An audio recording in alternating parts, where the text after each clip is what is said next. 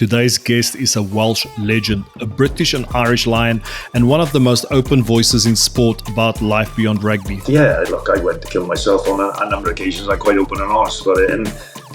But them two little boys are going to come down, and that's the first thing they're going to see. You know, and that was, when you're going through hell, you've got to take the next step. You know, a life-changing moment for me. You know, playing for your country, there's nothing like it. There's nothing like it, you know, in front of your own crowd. You're singing the anthem in front of in the National Stadium. We're playing with Jason Robinson, O'Driscoll, Johnson, Wilkinson, all these legends. For us, it was like play the game, have a stop off in another town, have a couple of drinks with the boys, and you build that camaraderie. You're too immersed in things, and sometimes I think you need to step away and go, oh, wow, that was pretty good.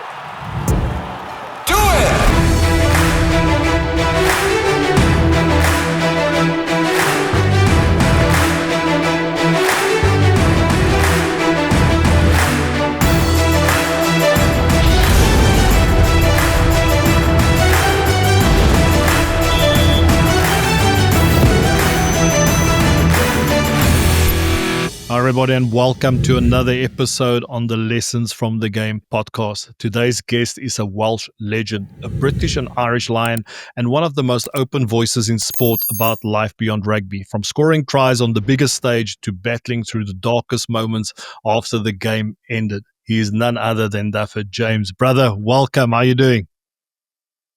Yeah, guys, and thanks very much for inviting me. It's always nice to get talking to some of your old peer group and chew the fat, shall we say. Well, I'll be definitely chewing in way too much fat. I'm trying to get rid of a fat at the moment, but that's another story. Ben, brother, how are you doing? Yeah, good, G. Yeah, mate. I've missed you, man. I haven't seen you for a while, have I? Man, you're looking good as always, cleanly shaven. I see. I've noted that. You got rid of the ragged look. I thought you were for the whole Forrest Gump vibe there at the stage. It was a bit too grey, so yeah, I'm trying. We'll see. Oh no, awesome. David, brother, thanks for joining us. Really looking forward to this chat. Obviously, massive respect for everything that you have achieved in your career, and really looking forward to hearing your stories of what you've been up to on life after rugby. But tell us, man, how's things your side? What have you been up to?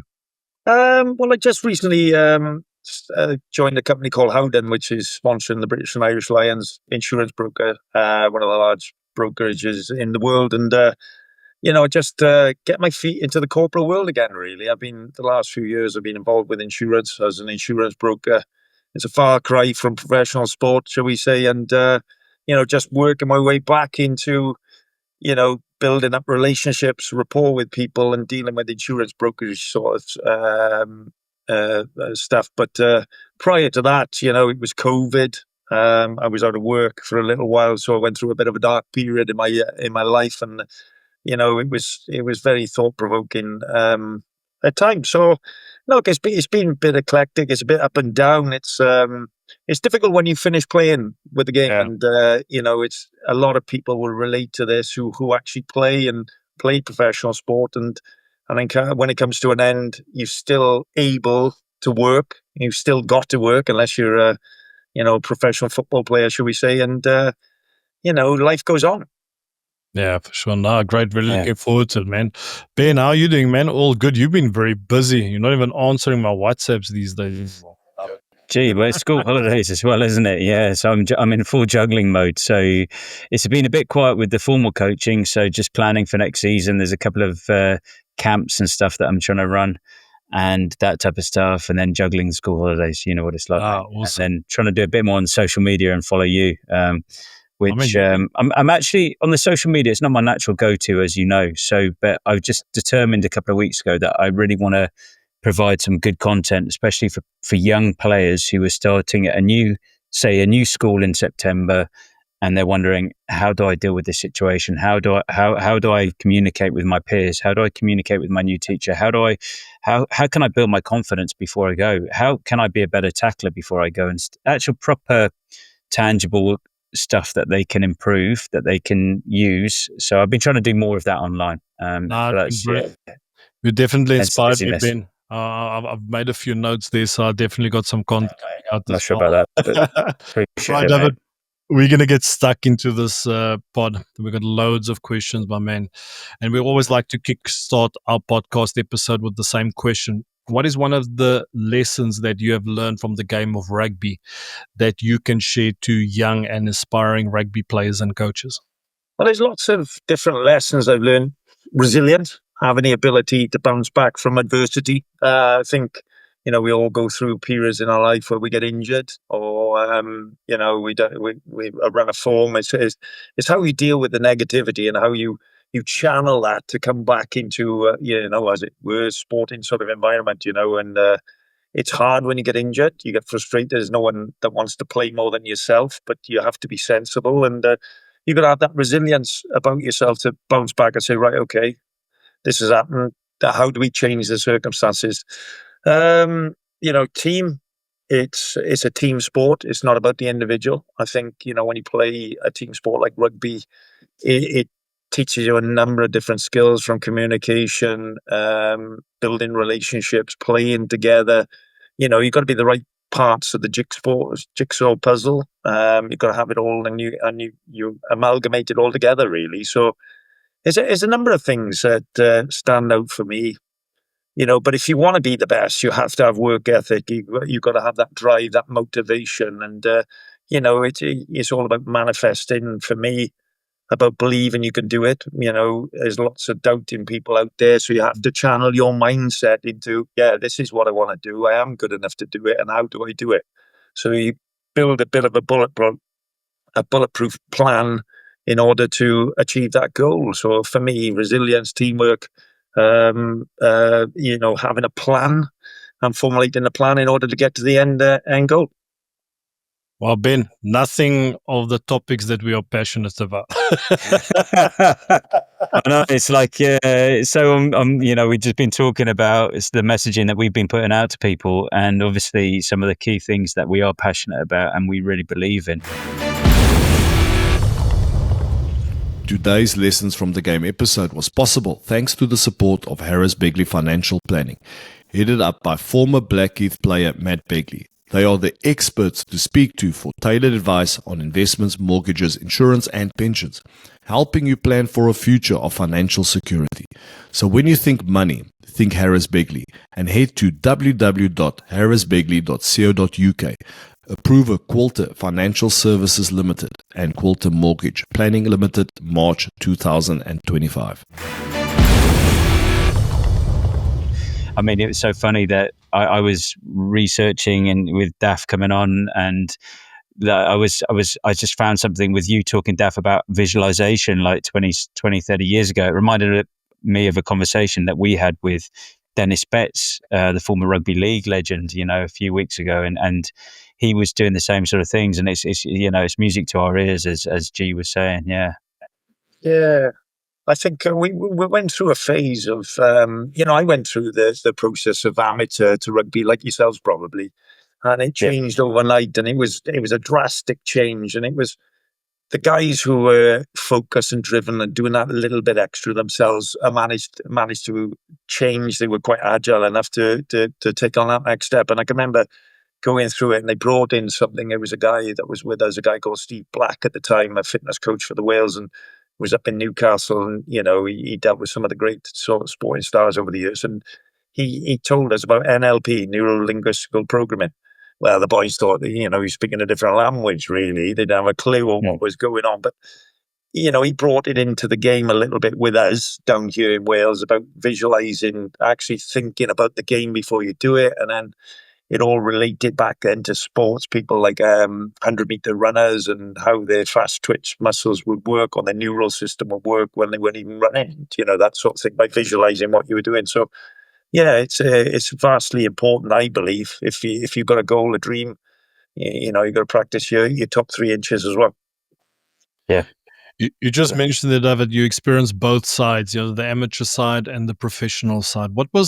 How did that transition period feel like? What was going on? We had a lot of players that experienced it, but nobody really talks about it. What was the big change? Was it more training, earning more money? What was all it was quite funny, actually, in a weird sense. It was 95, 96. Well, obviously South Africa won the World Cup 95, and then it went to professional rugby in 95, 96, I think it was. And I was just coming in. I was a young kid at the time, 19, 20 years of age. And it was, I was in university. I was in Swansea University doing electronic engineering. And all of a sudden it was like playing for what it was at the time was a first-class club, which was your Bridgends, your Cardiffs, your Swansea's, Nice and all that. So I was in university doing that, playing for that sort of level, like via peer or whatever it may have been. And all of a sudden, the game changed overnight. And it was a matter of everybody jacking in their day jobs and going, getting 40, 50 grand, whatever it was at the time, overnight. So they were jacking their day jobs in. So we turned up in the club I was in at the time, it was Bridgend. And we're pro as of tomorrow, but only half the team could do it because half of the rest of the team was still working. So it was a matter of, right, okay, what are we going to do? So it was like 10 players turned up in the morning.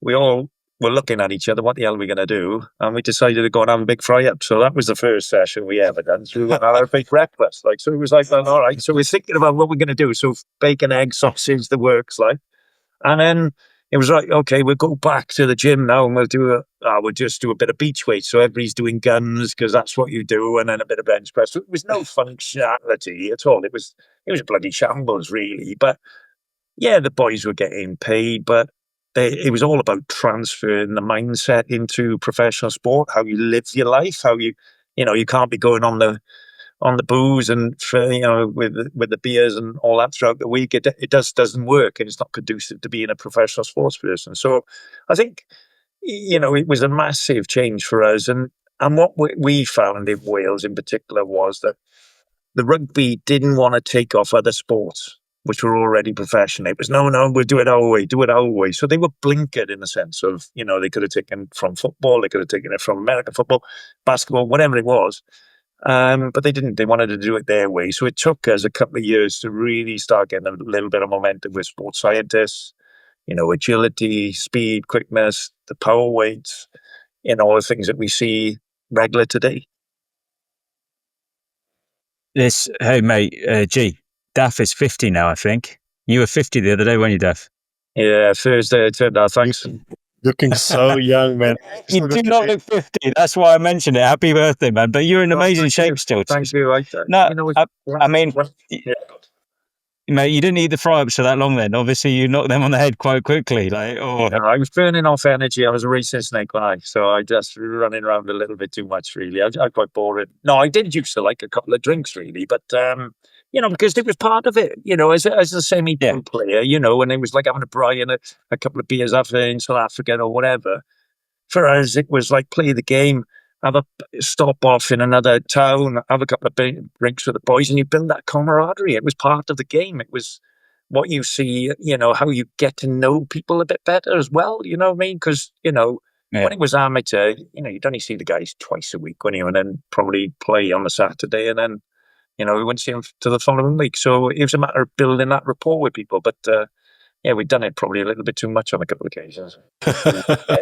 Daff, as you sit here now, I don't know how many years later, there's that. I know what it's like with me, but when I think back of those days, it doesn't feel. It feels like it was a different person. It feels like it wasn't really real. And I mean, it's been well documented your journey post rugby. Does it feel like that was a whole different world? And now there's obviously. You talked about camaraderie then and people around you, and I know from my personal experience, suddenly it's quite a lonely place, and this guy that you played with, he's gone back there. This one you weren't that close with, he was more of a teammate and a workmate rather than a colleague, rather than a friend. It's a bit of a long way away from that sort of time, isn't it? Yeah, it's a sobering experience. Like you said, I turned 50 the other day, and it's time for a reflection. And I'm writing a book called Offloading, be coming out. And I talk a little bit about that, about how it went from amateur to professionalism, how I was on the crest of a wave, all the accolades and all the enjoyment, which you took for granted a little bit because you do. You're young, you're vibrant, and that's what you do. And that's what, it's going to last forever, but it doesn't last forever. But it was sobering, really, when, it comes to an abrupt end and I fractured my neck, I got my contract terminated, whatever. I'm lucky to be as healthy as I am. And,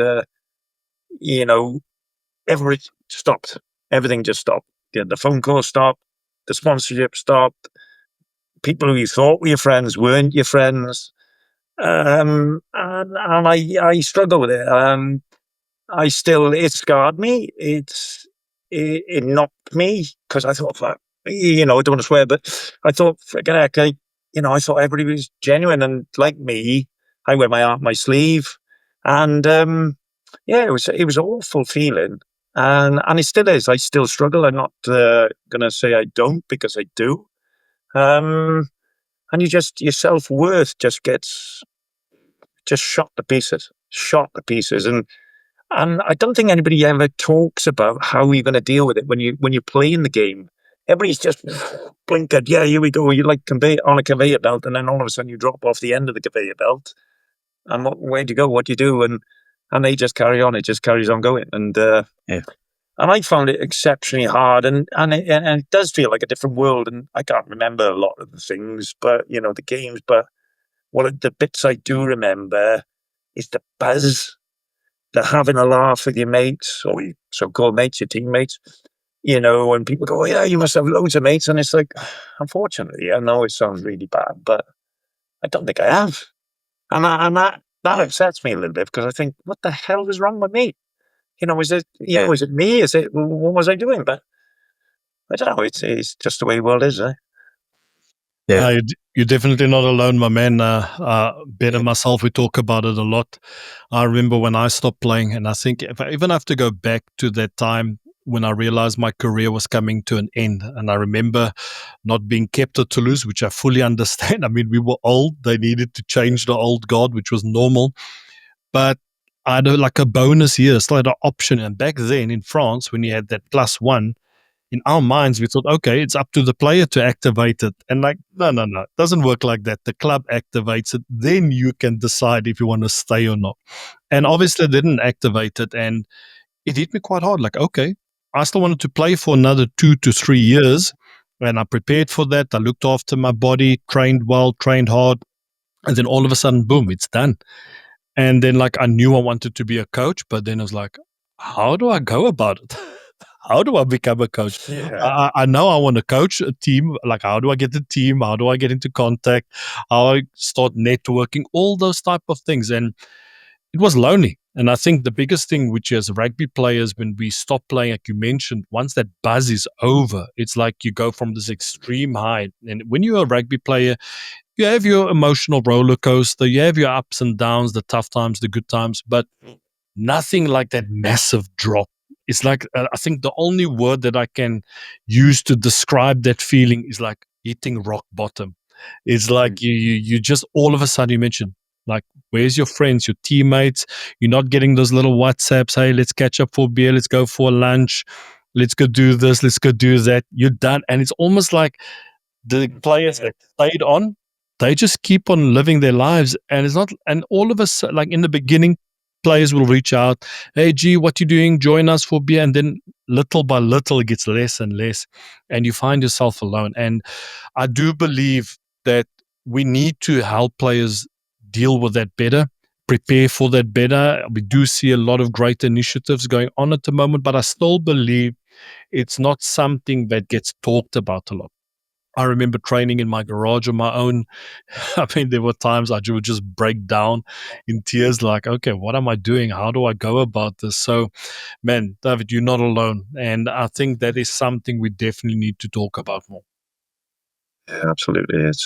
It's a difficult one, isn't it, really? Because I think everybody's so immersed in their life, and you feel insignificant then all of a sudden. And, I can relate to that. And many a time I'd go for just a walk. I live in a beautiful place, so I can go up the mountain up the back, or I can go to the beach a couple of miles down the road. So, look, I'm blessed to be living where I live, but I try to take myself back into nature to get grounded, to just absorb myself in little moments. But it's extremely hard, and it's when you're channeled into playing rugby union, and you got that buzz, like you said, singing the national anthem of South Africa in front of the home crowd, or Wales in the Millennium Stadium first ever games, or Principalities is called now, and Lions, millions of people watching, and then all of a sudden they go, gone. It's weird. It's like I sometimes put it down to like what you'd see like in a Tom Cruise film. You know what I mean? When the euphoria, and you're going, yeah, that's a lot of BS, but it's not. It's like that, and then all of a sudden, it's whoa. You know what I mean? It's surreal, really. It's hard to actually encapsulate it unless you've actually been there. Daff, I was going to ask you, like, on that one, so like the Lions are at the moment, they're playing in Australia. You're known as amongst 51 caps and 3 of them for the Lions on that 2001 series, and you were part of that amazing team that didn't manage to get the series win, but but you're playing with Jason Robinson, O'Driscoll, Johnson, Wilkinson, all these legends, Yeah. But is it irritating for you then? Like you're sort of almost been sort of on the wilderness, if you like, and we're all forgotten about because the train moves on, and then every 4 years or even 12 years, the Lions tour is to Australia, and suddenly you're like, oh, we got to contact Dafydd James now, and you're, I'm here the rest of the time. Is that not really I think he lost my number. They didn't call me, so I'm still in Wales, so I'm not there. But no, it's yeah. Is it strange though? It's hard because you take it personally, and I'm trying to tell myself, no, it's not personal. It's not personal. Sometimes you got to be in the right place, right time. They forget about you because why would they remember you when there's so many other players? And so yeah, it's hard because I was supposed to go on this trip. I was promised, we'll get you on this trip and we'll go down there. 24 years ago, you were in Australia and they're part of that sort of side and whatever. And all of a sudden, it's like, oh, well, you forgot about me again. So all of a sudden, you've taken another bang because I wasn't good enough to go again. So, which is. Yeah, it's hard. It's hard. But on that one, it just feels to me like. So I'd be very blunt about it because we know each other. You've been really. I really admire the fact that you've been really outspoken about some of the difficulties you've had in and out of the game, and of the treatment. It has to be better for players. How difficult it was for you when you transitioned out of the game. Do you think it's if you just kept your head down, you weren't ruffling any feathers, you just were more of like a politically correct, you just got the optics right, you would have been on this tour doing the media stuff? Or do you think you've been too outspoken? It's good. It's a good point. I was hoping that it wouldn't be the optics, but possibly it is. But I can't. It's all about controlling the controllables, isn't it? Really, and it's one of them things. I'm true to myself, and I'm trying to, for me, coming out about my mental health sort of struggles and all that was quite cathartic, really, and in the sense of I was struggling for years and years, and then I had a BBC documentary, and they come into my house and they said, "Oh yeah, well, what are you doing in life after rugby as a pro player?" It was a bit like the outside half of South Africa who went through the mill. I could see him, short, dark-haired guy. And he broke down on the telly, right? I can't. His name evades me. He'll come back to me in a moment. So I was just talking away, and I just broke down. Well, that was gold to the production company filming. And then all of a sudden, it was, crikey, he's really battling his mental health. Yeah, look, I went to kill myself on a number of occasions. I'm quite open and honest about it, and I talk to my kids about it. And people shouldn't shy away from the fact that people from all walks of life can go through adversity, challenges, and it's not easy, and it's hard. So, I do think, it's difficult. But for me, the point I was trying to make is, about the mental health sort of side and stuff. Look, I'm not here to ruffle feathers. I'm here to try and help people. And if I help someone else who's struggling in the pit of despair because they think, well, if he can go through it and he's still here, then I look at that as a win, really, rather than keeping political side happy. May I just wanted to say I'm really proud of the fact that you've just you do that, and you're yourself, and you're helping so many people, and everybody I speak to has got such a high regard for you and the fact that you have been brave and courageous and outspoken. And, just it's a bigger point that I was speaking to a group of young men recently. And, the biggest killer in the UK, and it's probably similar and around the world, is that for men under 35 is suicide. And you just having the courage to speak out and educate and make people aware of it and just make it okay to have these types of conversations. I really take my hat off to you, and I'm really I want to acknowledge that it's really, really a significant thing you've done. So huge respect. David, likewise, I just want to reiterate what Ben said. It's unbelievable that you're willing to be open about it. It takes a lot of courage to share that. And I definitely want to say we respect the hell out of you. And I can definitely tell us, our audience as well, they respect the hell out of you as well. And it will comes down to my question. And it's great that we are talking about this, because not a lot of guests actually go that deep.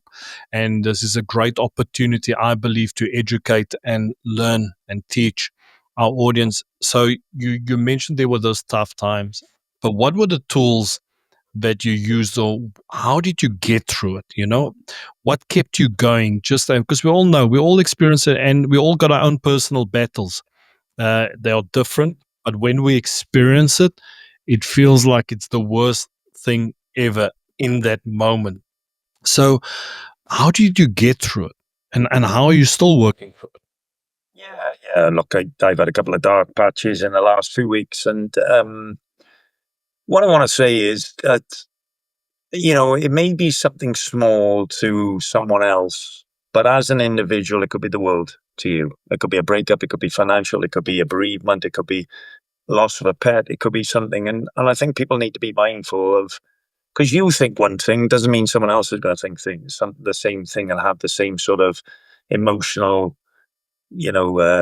attachment, really. So, how did I deal with it? I struggled. I battled through COVID. I was unemployed. I was getting bailiffs coming around the house, going to take my house off me. I was all alone, and I had my dog. And I'd take him up the mountain. We go down the coast, and that joy and the energy that my dog gave me allowed me to carry on. And it was for me.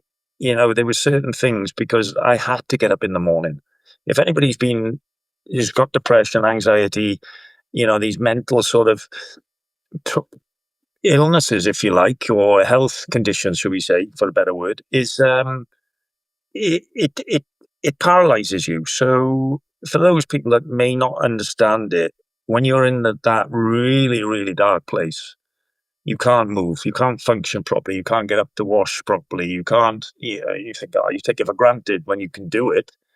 But once you're in that pit and all you want to do is sleep, all you want to do is cry, and you can't help it, you're walking around, you're just crying, like you mentioned about in the gym and things. And I had this bundle of energy, a working Cocker Spaniel, for anybody that knows much about dogs.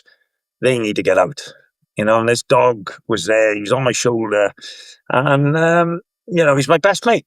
He's my best mate, what I mean? And that's what kept me going every day. And then I'd look, then what else would keep me going? It was my two sons, my greatest joys, really. So Aled and Griffith.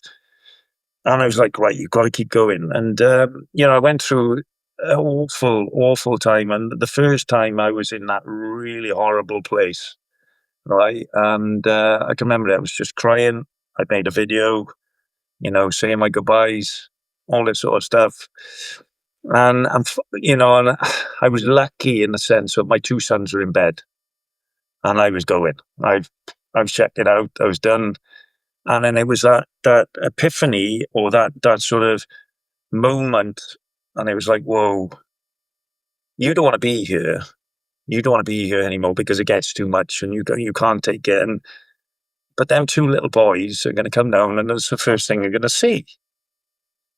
And that was, a life-changing moment for me, because it was like, oh, I can't put them through that. And so it's these little things that you've got to keep on, that extra step.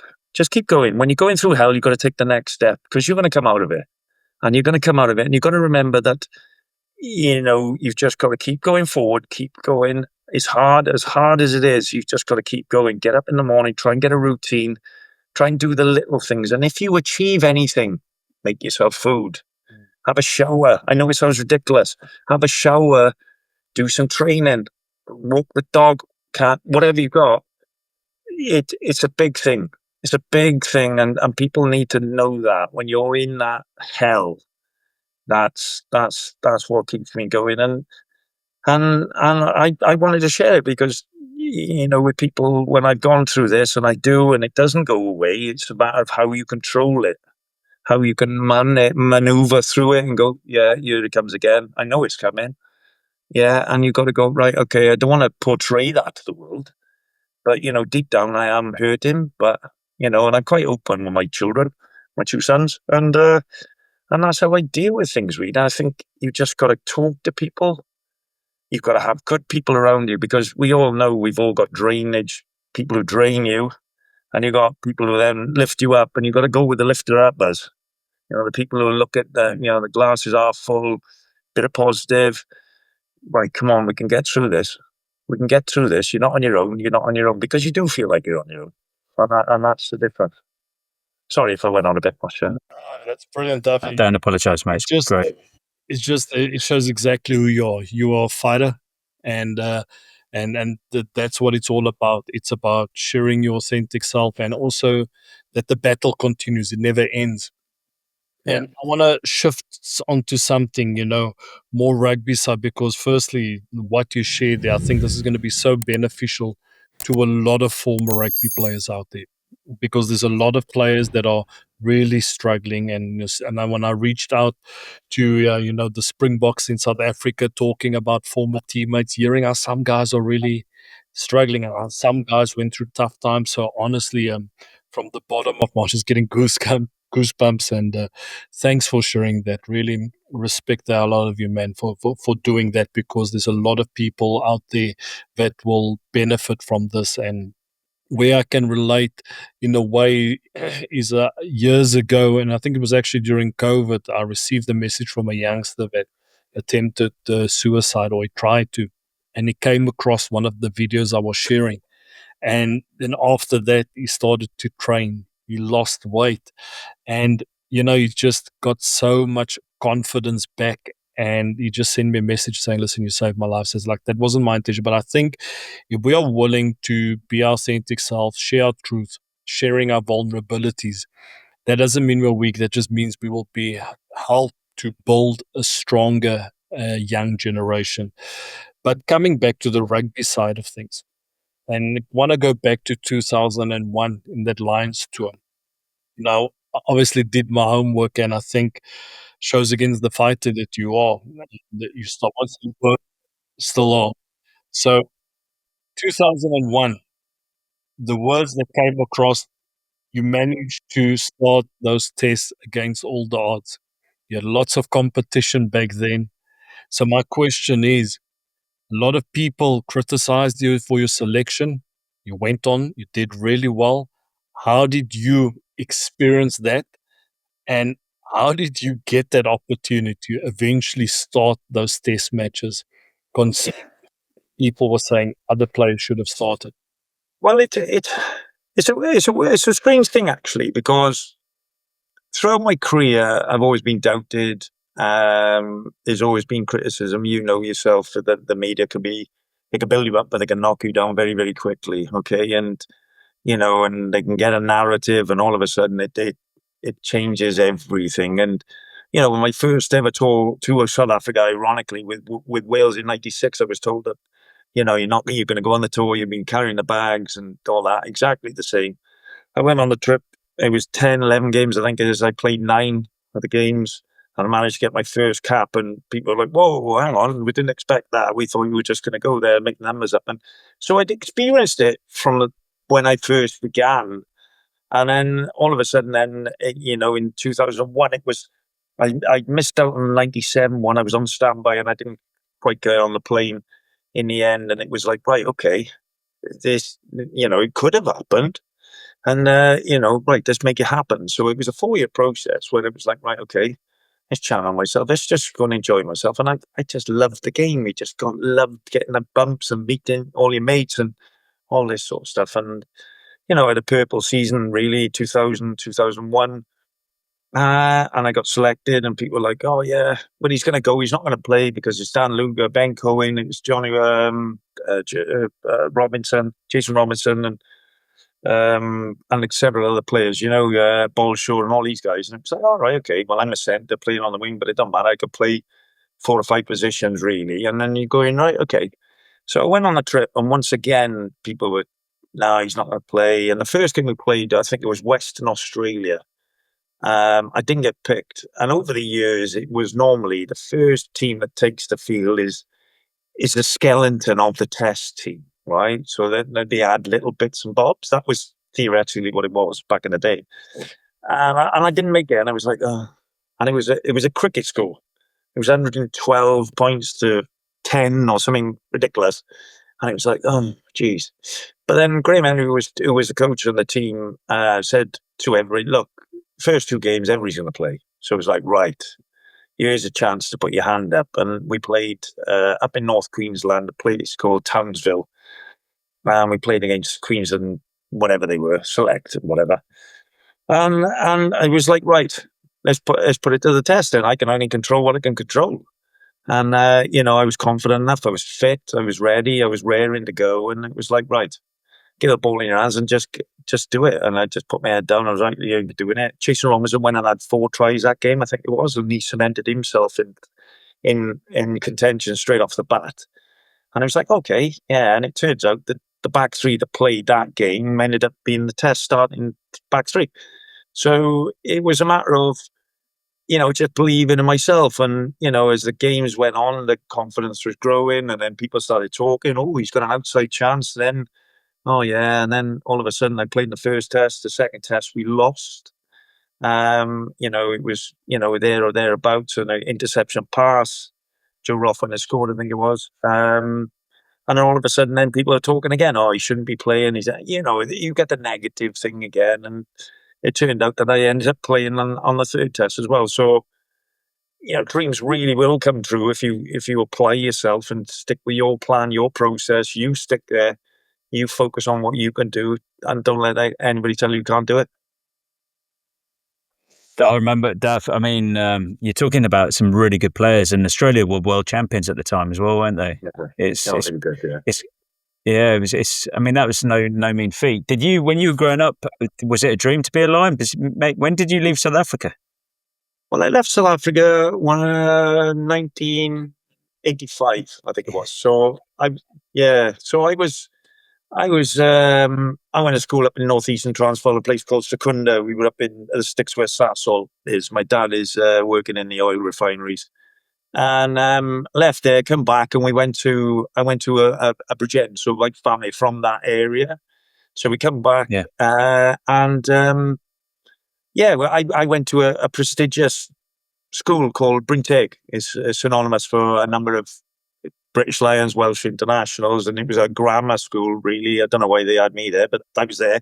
And and things just went from there, really. It's just, how it all began, and you just play. I wasn't in the first 15. I was in the second 15, and my brother was tipped as the best and all this sort of stuff. And then it was, the sibling rivalry, just pushing you that little bit more, and the competitive edge. So what was your question? I just went off on a tangent then, did I?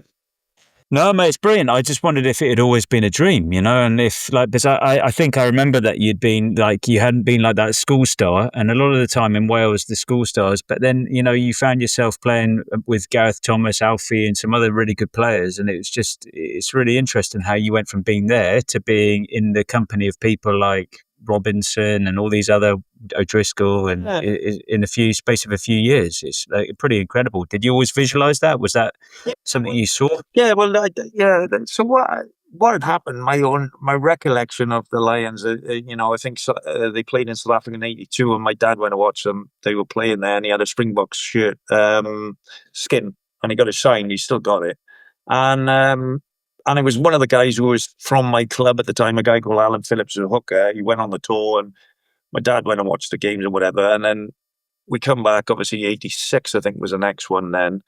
And it was Australia. So it was Australia. It was the one when Nick Farr-Jones and Rob Jones were scrapping and the big brawl. 89. Yeah. Whatever it was.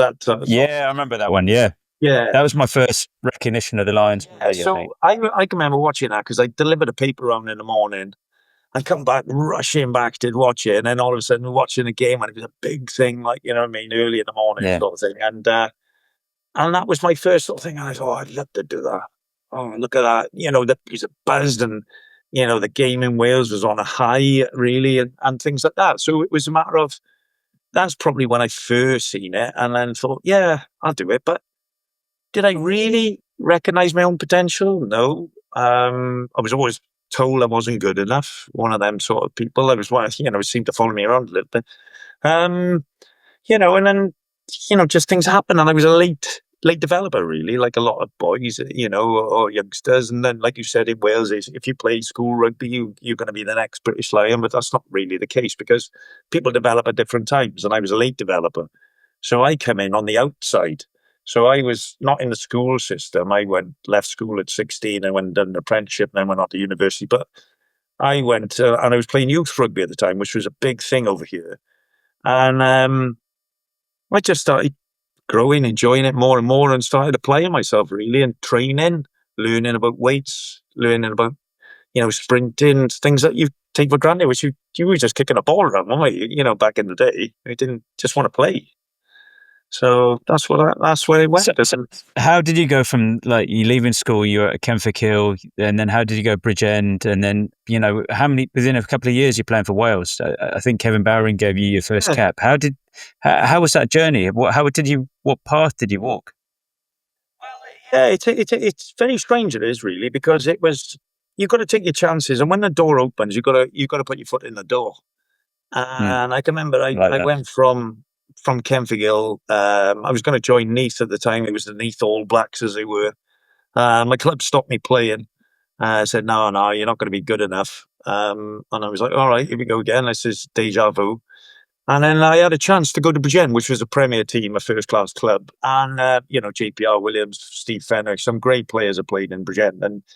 And Rob Howley was there at the time. It was Gareth Thomas. And there was another guy then in the centre, Gareth Jones, who decided he'd had one cap. Ironically, he went to South Africa. It was when the Cobus Visa knocked out Derwyn Jones. Can you remember that, when he knocked him out in the line out? Yeah. You know what I mean? And he went on the back of that tour. He said, sod this, I'm going to go to Cardiff. And he just opened the door for me. And I was like, bang. And I just said, no, I'm having a bit of this. And that's how it went. It just went from, I was playing in Blackwood, which is a valley team. If you're not familiar with the geography of Wales, there's a valley team up in the Gwent Valley. And within a year, I was in Ballymore. And it was that sort of, from a third division team to playing for Wales in a space of a year. So it was a fast trajectory, yeah. I love that.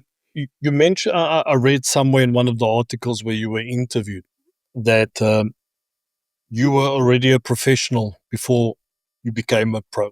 You know, if you can take us a bit through that, through your mindset, because we as we mentioned earlier, that you experience both sides and the transition moment going professional. But what did you mean by that when you said you were already a professional before the game turned pro? Well, you know, it's a mindset thing. And, you know, I started to live and breathe the game.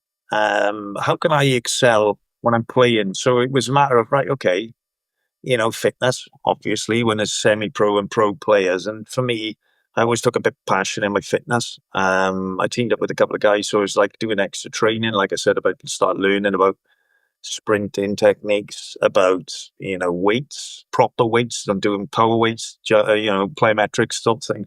So I started looking at that. I thought, oh, it's got to be something about that. And I was working, you know, I went to Bridgend, and there was a couple of people there, like Robert Howley. You know, Rob Howley was scrum half there, and he was a very dedicated trainer. So I started teaming along with them, and I thought, right, okay.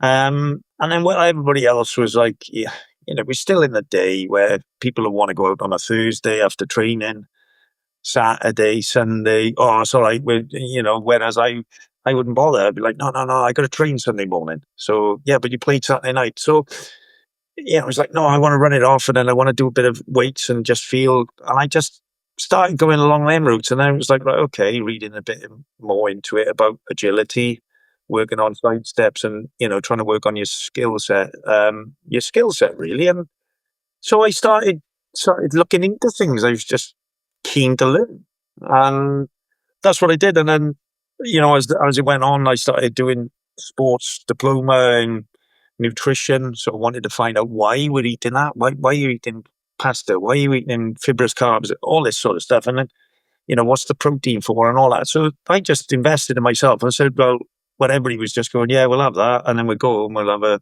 KFC or, a McDonald's or whatever. And I was like, no, no, no. It's going to affect me sort of thing. And I probably got a bit boring, but that's how I wanted to try and excel, and it worked. And it's just the science really. That's what I mean. Look, I'm not saying I didn't drink or I didn't go out and have fun, and I did, but it was all in moderation, time and a place. You know what I mean?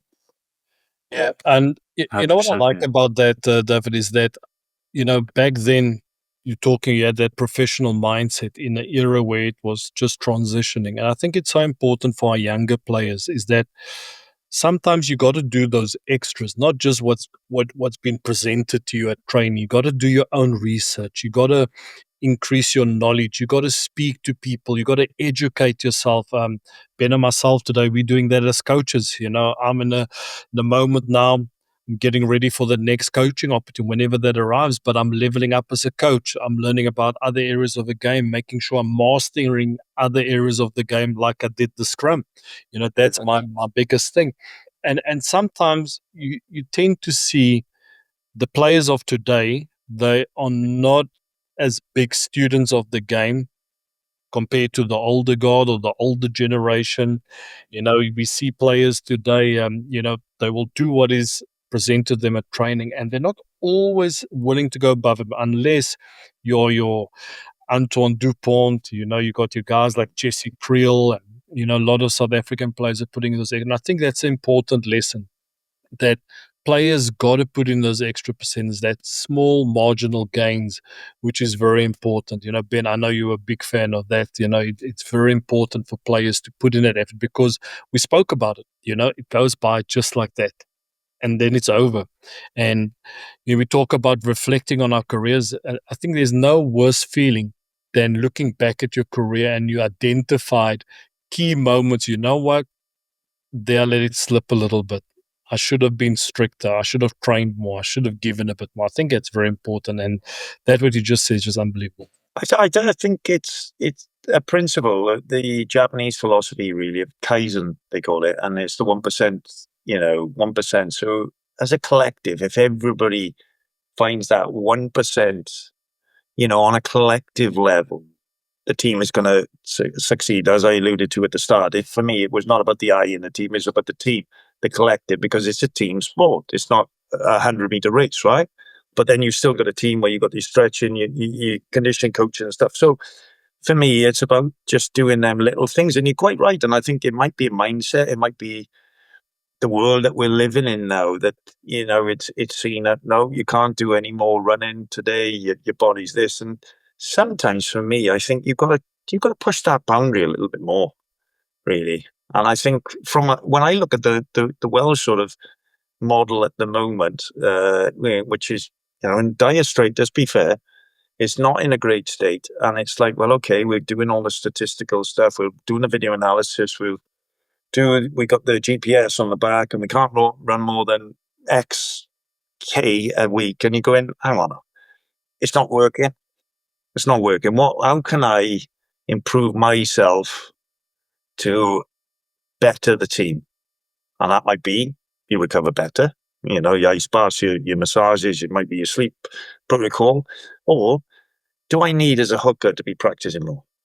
Do I need to be, working on different aspects of my game as a back, working on my agility to work on a sidestep? You haven't got to kill yourself, but it's just doing, like, as you said, and then 5-10 minutes, maybe. That adds up throughout the week. And it turns into a big amount. Over the space of a month, it becomes big. And then over 2 months, wow, it's a large period. And I think maybe it's a mindset of, well, no, this is it. This is black and white. And sometimes you need to go push the boundary a little bit more to get that 1% extra out of you. That's what I may think of it. I don't know. I don't know if you agree. I don't know.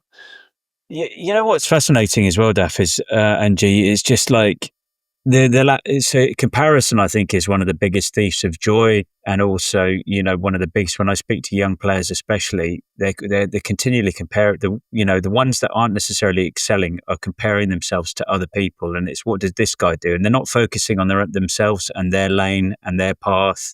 And what stands out for me, Daff, and I'm sort of I'm intrigued by really is because we talk about performance a lot, but even if it's just, in the environment you were in when you were coming through in Wales, everybody sort of knew what everybody else was doing. And I studied in Wales, and I played down. I was at Caerphilly for a bit, and I knew what this guy was doing, and this guy was lifting, and also there was a huge drinking culture as well. But for you to be like really bold and courageous and go, okay, well, that's not me. I'm going to do my own path. I know that's actually quite an outlier type of thing to do. That's quite a bold thing to do. It was pretty difficult to go against the grain like that. You have to have something about you to want to do that. Which is, I find, I'm still piecing it together a bit in my mind because I'm thinking, how did he? Because there were some good boys at that time as well. I mean, you were playing with like some Mark Taylor in the centre, Scott Gibbs. There were some good boys on the wings, obviously. Yeah. Gareth Thomas, yeah. Like, I mean, there's some real, actually, world-class players, which isn't, you can't really say that now about many of the guys. No, and you're right, and I think it was different back then, and it was. A lot of people would probably look at me, oh yeah, look at him, boring, or whatever. But it's what I wanted to do. It was, I wanted to try and get the best out of myself. I do reflect back now. It's only, I've hit, my caps are in a cupboard in a plastic bag, which is very, very sad. Sad. I've had imposter syndrome, which you may have come across, you guys, and and just I don't want to talk about it. I think I'm a bit embarrassed by different things, and you go, why? Like, you know what I mean? It's your choice, your path. You make decisions yourself, and that's fine. And for me, I wanted to try and achieve. Perhaps my targets are too high for myself, and I put myself under too much pressure. Possibly, I don't know. But sometimes when you push yourself, you get out of that. You've got to keep going. It's like we talked about being in that dark place. Right, push yourself. Come on, keep going, and it is all about resilience, and it's about okay. I don't want to be just a sheep, metaphorically speaking, but it's I don't want to be a sheep. I want to be my own man. I want to walk my own path. I want to get the best out of myself in order to achieve my goals. And I do look back and I think, shit. I do look back and think, blanking heck, I wish I'd done more differently. Not, you know what I mean? And you go, well, what do you mean? Like, for me, I get upset with myself because I know I could have got more of myself. You know what I mean? And I know that's possibly hard for people to say, but for me, I do believe that. I do believe I could have got more. And like you said earlier, Gurth, you don't want to look back and go, oh. So I don't know. It's a difficult one for me. But what you just mentioned there, I think there were two sides of me as a player. There was this time I was like super focused. I was training hard, like you just mentioned, being Sundays in the gym, sweating it out. I was doing exactly that. I would be on the treadmill. I would be doing my extras at 6 a.m. And that really gave me that edge. But there was also the times, let's be honest, we all had those big nights. We all had those times when we were partying a bit. And there were certain moments in my career where all that social activities really took its toll. It maybe cost me a selection in 2009 because I might not have been performing at that optimal level. I can reflect back today and look at it with that, through that glass and say like, man, why? I was in this mindset at some stage, I would train hard, party hard, I would sweat it out, I would just keep on going. But there comes a stage you can't do that. And I think we spoke about it earlier. I think Ben is on this journey as well today. Myself as a coach, we're in a rugby environment, in a rugby culture where it's about the beers. But what's great to see now, it's starting to change a little bit where some players don't drink at all. You see some coaches, or there's still some coaches that live for their beers. But, I worked with a coach at La Rochelle and he just stopped drinking. And I asked him why. He's like, I just don't want to anymore. I want to feel good. And there was also for a long time without intentionally stopping, I think like for 6 or 7 months, I didn't even touch alcohol because I realized I didn't need it. I didn't need that to relax, and just got into this mindset, you know what? I want to feel good. I want to be productive. I want to work. And you spoke earlier about routine. I'm in this gap now, call it this gap window between jobs, coaching jobs, waiting for the next opportunity. And when was it last week? I just realized, okay, there's no program coming from WhatsApp from my club. This is where you need to be. You need to fill in those spaces. Yeah, I can work. And all of a sudden, I had to recreate my own program. And I did it. I did it. Monday all the way to the weekend. This is what I need to do. My week is planned. But I think it's important that you don't always have to conform to what other people are doing. I think that's what I'm trying to get out. If you believe in something, even when you just mentioned it, if you believe in what you're doing, if you're believing in your plan, no matter what it is, even if nobody has done it before, if you believe that it will work, you need to go through it. And I think that is very important. And that people and everybody listening, and to rugby players watching and listening as well, you don't have to conform to what other teammates are doing. You don't have to do that just to feel accepted. And I think what I'm trying to push at as well, we do know that, certain rugby players do go above and beyond at times. And it's important to you that you're in that space where you can hold back if you want to, that you're going to be judged on your performances, you're going to be judged on your work. I think that's very important. It's good, G. It's Daff, I'd love to know what for you was the highlight of your career. Was it the Lions? Was it playing for Wales? Was it the first cap? Just that record, or was it or did you feel like there was more in the tank? And because I think it's the nature of the beast. Sometimes when I hear you talk, it makes me think that the next thing is always, because you're always working hard and striving for the next thing. Yeah, I think, and that's probably been my downfall a little bit. And I say downfall not in totally collapse, but instead of enjoying them sort of moments, you're always trying to get to the next thing. I think it's like in business. I think you've got to celebrate success. And unfortunately, I didn't celebrate it as much as I should have. And I don't mean going out partying. I just savor that moment and go, yeah, wow. And I find it hard when people are talking about these things and you go, wow, it's quite nice now, because it's like, what, you remembered me? Bloody hell, I didn't think you'd remember me, sort of thing. You know what I mean? And because I've always played it down. I've come from a background where people, right, keep your feet on the ground, bring yourself down, get on with it, where you're going to go. And for me, the greatest thing, it's quite a surreal one, really, because people ask you, well, what is your biggest highlight? And I think, apart from my family, my two sons, my biggest achievement is, it's hard to say, really, because the Lions, it comes once every 4 years, and there's 4 teams coming together in a small space of time, so that's got to be up there, and it's on par, really. But playing for your country, there's nothing like it. There's nothing like it, in front of your own crowd. You're singing the anthem in front of in the national stadium, and that sort of excitement. It's like, once again, I don't think I've taken time to really go, yeah, that or that one, really. I've been blessed. I've been blessed, and I've done some great things, like playing in the Commonwealth Games and doing some wonderful things, really. And it's only now that I'm writing a book that I've actually started to look back, really, because it's like you're too immersed in things, and sometimes I think you need to step away and go, oh, wow, that was pretty good. Yeah, playing South Africa, or whatever. Not getting hammered 96 points, but it's another story. But it was Christ, that was an eye opener, that one. Were you playing in that one in 1998? Yes, did you play in that one? It was I was still a youngster, man. I was still in. I remember that match. I remember it. Yeah. Wow. They were chucking bloody Nazis at us. We were that bad. It was bloody awful. But, but you've got to take the negatives for the positives and think, well, I've had some great experiences and I've managed to meet some wonderful people around the world and do some great things, so, yeah. When you go on, G. You talk Go on. about the Dodgers. It reminds me when I was playing for the Bulls back in the day. We were playing at There we go. and when the Bulls players played at Newlands, it was hostile. And I remember someone in the crowd. I won't repeat the exact words, Ben.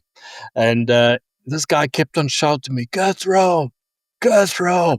And I turned around and he said, tell Derek he's a beep, beep, beep, beep. And it was so hilarious because obviously they tried to get my teammates' attention. When they didn't get it, they called me and I turned around and I had to follow. You're the messenger. That's it, mate. That's your job. No, but you know what?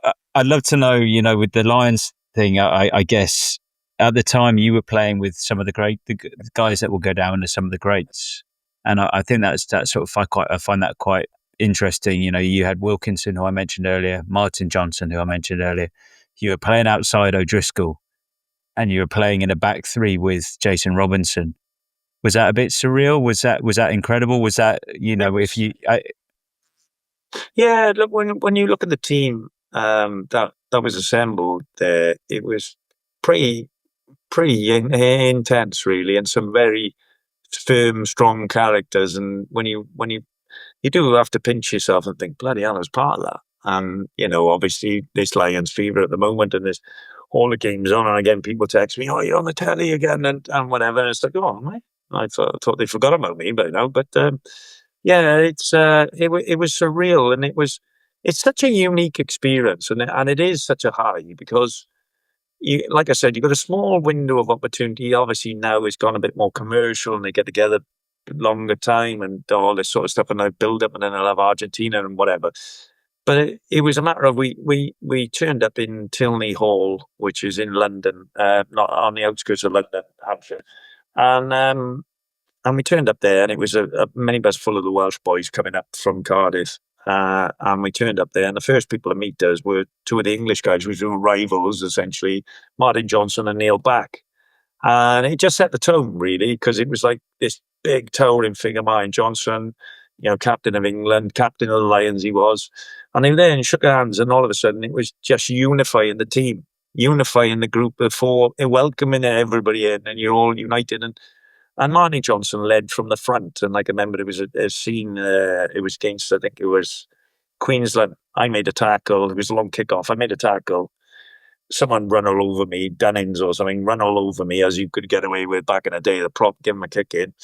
And I went to get up, and Martin Johnson come through the middle, bang, and he's got two people, he's freaking arms, he's got a hell of a wingspan on him, and he was holding his back, and I just thought, bloody hell, this is pretty intense, And then you'd look in, and you'd have Richard Hill, who was arguably one of the great jacklers and unsung heroes, and the squad was just insane. It was just, you look and you go, blanket heck. It was a wonderful experience, really, that I look at now. I didn't look at it like that then, but I look back now and go, wow, that was pretty good. And I was part of it. So I was, so it's quite surreal, really. You've got to pinch yourself. Yeah. Do you know the funny one, G, as well, is Daff, you mentioned Steve Black earlier. I don't know if you ever came across Steve Black. He's passed away a few years ago, but an absolute legend, G. He was at Newcastle, and, he's known as, amongst a lot of people, he worked in football with Kevin Keegan and with Newcastle and worked with some great teams. And then I think Graham Henry brought him to Wales, but he'd worked with Johnny Wilkinson and he was revered. But he'd also been a doorman in a past life, in Newcastle. He'd being a doorman, and then he'd done all these things, but he was almost like a stand-up comedian. When you mentioned Steve Black earlier, I bet that brought back some memories, actually. Yeah, what a guy, really, because he took a lot of stick from the Welsh media, saying he didn't get the players in fitness. And I'm a big believer, like you said, Girth, about Jesse Creel. You're talking about these guys. They're fit when they come into the camp, right? And Steve Black was a fine tuner. So he wasn't the guy that's doing all the mechanics and getting everybody fit when you get to the top of the tier. And Steve Black was more of a motivator, psychology to make you feel good, fresh, ready for the game. And he was the go-between between the management and the players. So, if you needed a pick-me-up and, you had a great game and the tight front five were immense today, and he'd make you feel good about your performances. If you had a little bit of a bad game or things didn't go right, because for me, I'd look at the negatives in the game rather than look at the positives, which is a big problem for me. So if I could make one missed tackle, that would ruin my day. That would ruin everything for me. So it was a matter of, right, so you're probably looking at it the wrong way. You look at your positives. Yeah, okay, that could have happened. People miss tackles. That's what happens. But you try and learn from it. And he'd actually bring you in and he'd say, right, yeah, don't worry about that. Just look at this. Look at what else you did. Look at this. You scored a try, or you created another one, or you hit that ruck, or you smacked, whatever it may be. And he was a great guy. But like you said, he's a comedian, but everybody just loved him. Just loved him. There's a thing that's really stood out for me and why it's become more relevant as well. And I still read his stuff now, and I see stuff pops up on LinkedIn that's his stuff. So the game, if you think about it, we're sort of, there's a big emphasis on S&C. There's a big emphasis on analysis. But this guy 25 plus years ago he was the go-between, as you said, between the coaches and the players. And he was dealing mostly with the psychological and the mental aspects of the game. And it was almost, and so when I see some of the teams now and I see this overemphasis on, or in my opinion, overemphasis on some of the analysis, and their players are like playing shape and like robots, and they're not just it's almost like the pressure overwhelms them as well, because they're skillful players, but it's almost like the pressure overwhelms them. And I think back, they're missing a trick that he was doing quarter of a century ago, more than that, and you reminded me a lot of that when you spoke earlier. Yeah, well, it's about, he was the guy that brought in the NLP. Like I said, the alpha tapes. Remember the old cassette tapes? We used to have them. That's how long ago. We're going back now. But he's, it's good. And you sit there, and it was insane. It was insane because, and you know what? Some of the boys are like, no, I'm not using that nonsense or whatever. But he was like, no, I'll give it a go. It's got to be something in it. And he would. Yeah. He'd pick you up, and it was incredible. It was one occasion where, and it was embarrassing. It was a World Cup 1999, world watching. Wales were on the back of 10, 11 game winning streak. And we were playing one of our bogey teams, Samoa, in the stadium, World Cup 99.